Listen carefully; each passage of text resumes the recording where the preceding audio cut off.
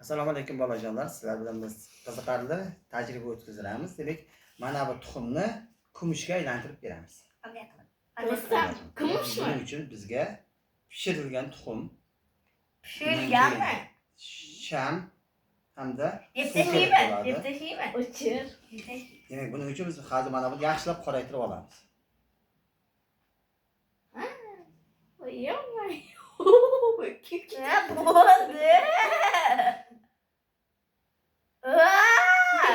Baqirma. Kumush bo'ldi o'zi. Kumush bo'ldi. Kumush. Ara indamay tur. Kumush. Demak, yaxshilab qoraytirib olamiz. Shunchalik qora bo'lishi shaytmi?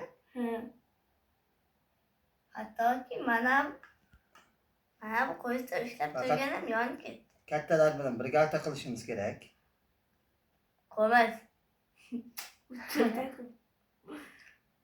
Demak, hamma tomonni yaxshilab qoraytirib olamiz.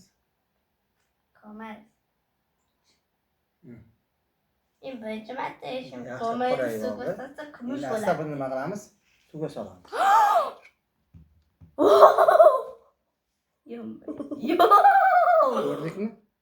Kumush bo'lib qoldi. Olsak yana shunaqa kumush bo'lib turaveradimi? Yo'q. Tepasidan qaranglar-chi. Tepasidan qarasalar ham bundan ham topiladi.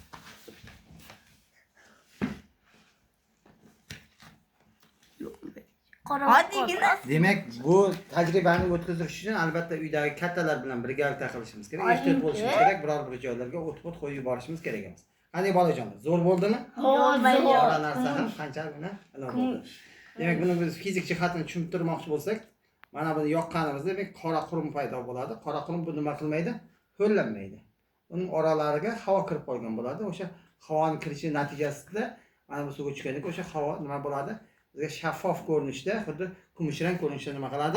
Namoyon bo'ladi. Olingchi qanaqa bo'ladi? Demak, bolajonlar bilan xayrlashamiz. Xayr.